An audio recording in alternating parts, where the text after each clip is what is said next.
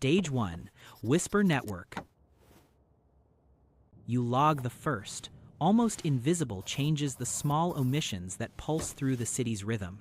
Official notices are being overwritten by hurried handwriting, a sign that formal systems no longer speak for themselves. Transit credits become barter chips, small, trusted tokens that buy bare essentials.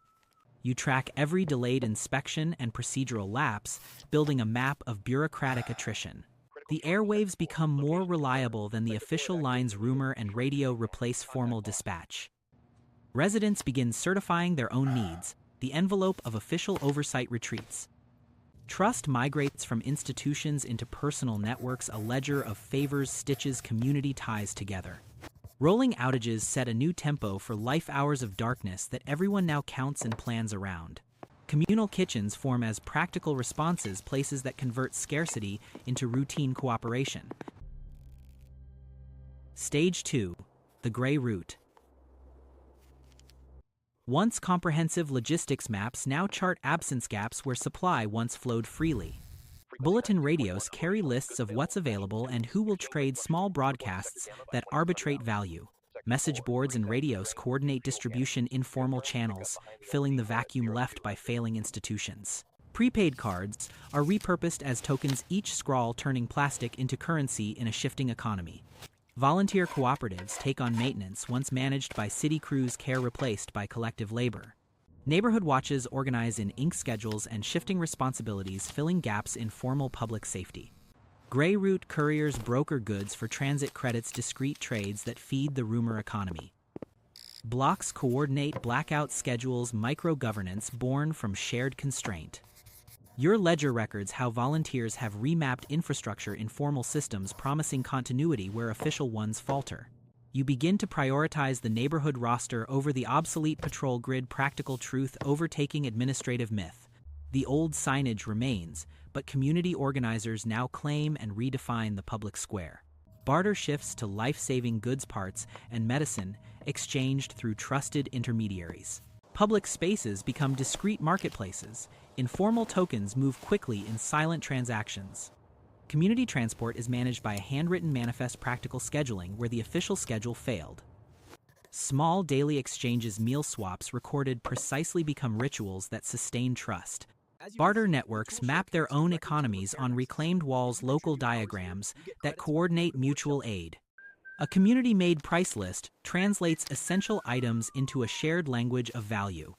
Favors become quantifiable currency.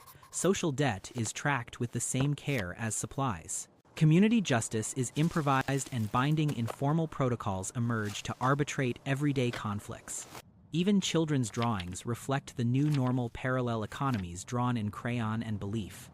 Official paperwork gains new purpose, proofs of belonging traded for access to scarce resources. Seeds are cataloged as heritage and currency, preserved varieties become a form of long-term resilience. Cards once for transport now carry negotiated value tokens, refitted for a barter-driven economy. Spoken agreements and handshakes replace contracts, social bonds become enforceable currency. Your records mark moral drift, choices that protect some at the cost of others, recorded without easy judgment. The ledger captures an alternate economy, reciprocity, time, and goods woven into a living accounting. Self-certification becomes a civic act. Residents assume roles once performed by institutions. Operators and caretakers exchange labor and fuel. Survival depends on these daily, negotiated trades. A single candle against a blackout schedule, simple objects that measure a community's endurance. You face the cost of rewriting history redaction as a tool to preserve community cohesion. You triage scarce repairs, priorities set not by statute but by immediate need and social consequence. The ledger exposes the painful arithmetic behind allocation, who is saved and who waits. You note those excluded from duties, people left behind when resources and trust run thin.